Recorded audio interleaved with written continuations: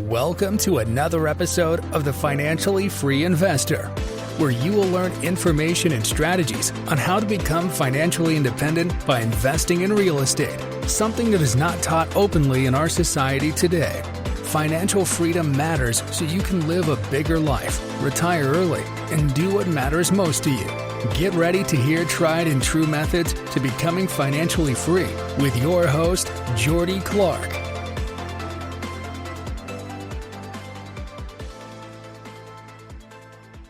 Hey everyone, welcome into another episode of The Financially Free Investor.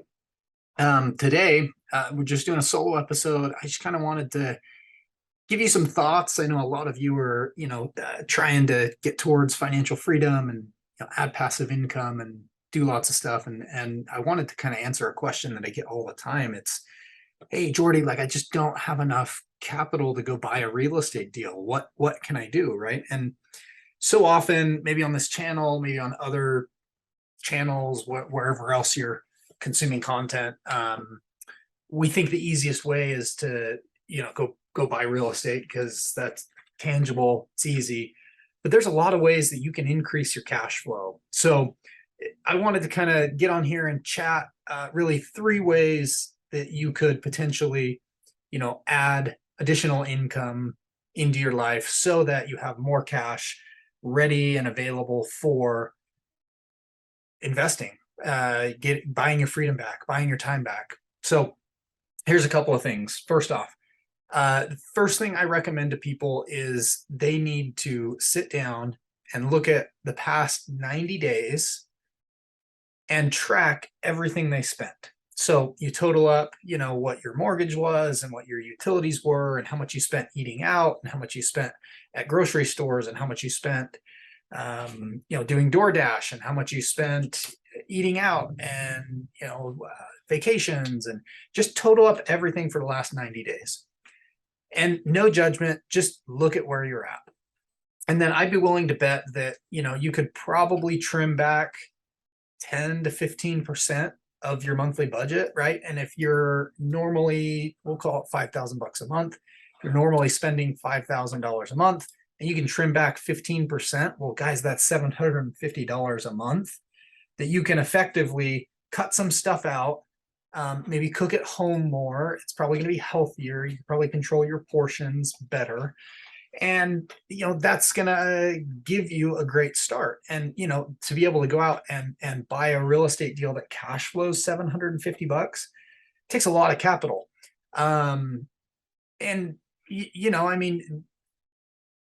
This is something that's pretty basic that gets overlooked, I think, a lot, because a lot of people don't want to sit back and analyze where they're at, and it can be uncomfortable.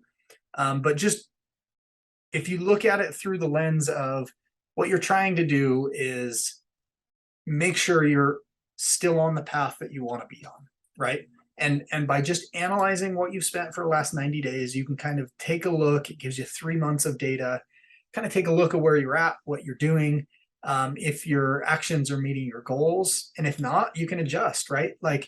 There would be no shame in doing that if you were running an Ironman race. If you get off track a little bit, they're going to steer you back on the track. We'll look at it the same way. A lot of the times, though, I think we shame ourselves with finances, oh, I should be more ahead, or I should save more money, or I should do this, or I should do that, or I spend too much, and, whatever it may be for you. But the reality is just knowing what you've spent for the last 90 days will give you a great start to be able to increase your cash flow. And the quickest way to do that is just modify some expenses. Good, bad, or different, it is what you assign it. So if you say it's a bad thing, it's going to be a bad thing for you. So that's the first thing. The second thing is, there's a lot of ways that you can look at supplementing your income by doing nothing different than what you're already doing. So, for example, you could put your car on Turo. Maybe you have an extra car. You could if you have a really nice car with a high payment, you could put that on Turo and it would probably rent out, enough to at least cover your payment, right? Well, if you have a $700 car payment all of a sudden you rent it out, let's say you just rent it out $100 a day for 7 days out of the month. Well, you can drive your car for free because somebody else is effectively making that payment for you. And then you can take that $700 that you make and you can start stashing that away. And it doesn't take you really any time. Sure, you might have to deliver the car to the airport, or just rent it out, let someone be okay renting it for a little while. They collect deposits, it's insured if you do it properly. And look into the risks and everything of that. But I'm just here giving you ideas that I personally have done myself, right? So for an example, I threw my truck on Turo, and it's a nice F-150. I threw it up, and the first 45 days, I think I made like $800 or $900, and I really didn't miss it. I've got another vehicle that I can drive when that's out. Which, you can say, oh, well, I don't have another vehicle, and that can be a reason for you to stop. Or you could say, okay, well, great. How could I get around if it rents for a weekend?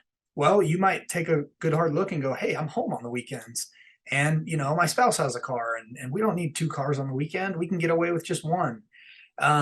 Because the reality is you probably don't need two cars on the weekends. Or if you work from home, you might have a car payment that it's just sitting there doing nothing. You don't need it to drive to work. And yeah, we need cars to get around, but you could totally throw it up on Turo and rent it out, and it offsets your payment. And then all of a sudden, like, what could you do with $1,000 extra a month, right? The third idea I have is, if you got an extra bedroom or garage space or RV parking, there are different apps just like Turo or Airbnb. Airbnb fits a bedroom. I think there's some for RV spots or garage spots. And if you've got that extra space and you're not using it, you can totally rent that out to somebody else in a way that still makes sense for you, keeps you and your family safe. Like, obviously think through all of those things. But at the end of the day, like, if I had an RV pad, most people are paying $300 to $500 to $600 a month to store their camping trailers or their boats or whatever it may be, right? So if you think about it and go, hey, well, gosh, it wouldn't be a nuisance to me at all to have something parked there, and an extra $300-600 a month, $300 to $600 a month makes a big difference. And here's where it gets really interesting, guys. If you want to work towards financial freedom, let's say you want to quit your job, or your spouse wants to leave the job they hate, and they make $5,000 a month. Okay. A lot of times we go, oh, well, gosh, we can't do that, because how are we ever going to replace $5,000 a month? Well, if we were to layer these three opportunities that I just gave you on top of one another, let's think about this for a second. If you find out how to modify your spending habits, and let's say that saves you $750 a month. We go $750 a month plus, hey, I'm going to rent my car out on Turo. And that can bring in, we'll say, another $750 a month. Well, now we're up to $1,500 a month that we could be receiving that we weren't receiving before, right? That could go straight into our bank account. And then if we go, hey, I've got a bedroom, it's not used, it's furnished, it's a guest room, I'm going to throw it up on Airbnb. Here in Utah, there's ski seasons, people come here for all sorts of things. And let's say you rent out a bedroom for $50 a day, and it's rented out 15 days out of the month. And even better if it's a basement apartment, right? Because then you're probably getting $100 a day.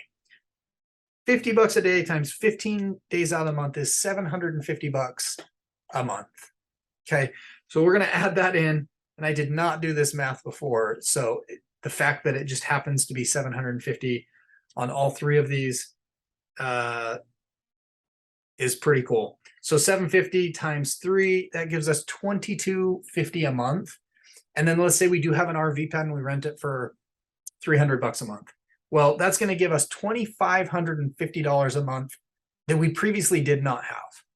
Okay. And that can be substituted for a garage space for $200 a month. Here's where it gets really cool. Well, guys, that's half of what that person's salary was, right? But it gets better because the government takes taxes out. We have FICA, FUTA, Social Security, federal income tax, state income tax. Really, you're probably netting like $4,000 a month. So the difference between quitting a job that you hate and doing what you love could be literally $1,500 a month, right? Well, let's layer one more thing on top of that and say you have a garage sale and just sell a bunch of crap that you don't need anyways, that has been hanging around for 3 or 4 moves, times you've moved houses. Well, you can go, okay, great, I'm going to sell all of this stuff. And let's say you make $4,500 selling it all. Okay.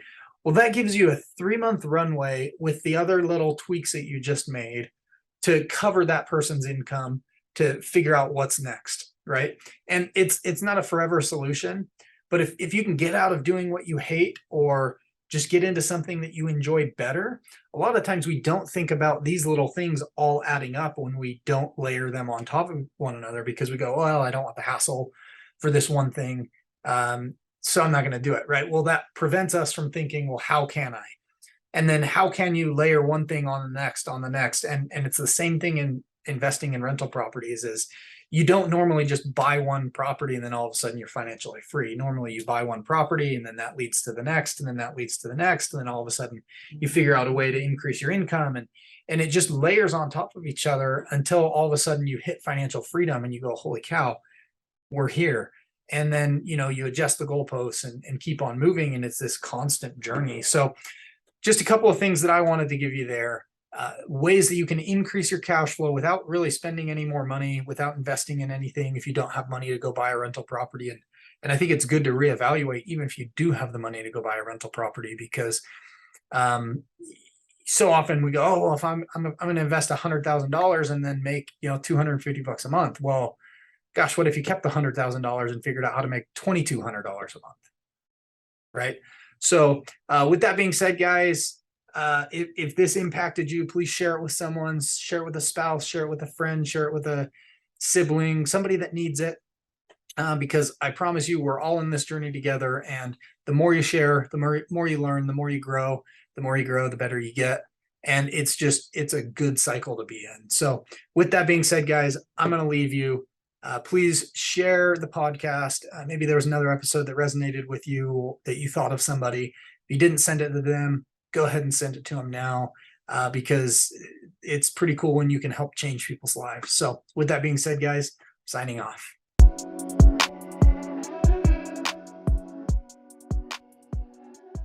Thank you for joining me for another episode of the Financially Free Investor.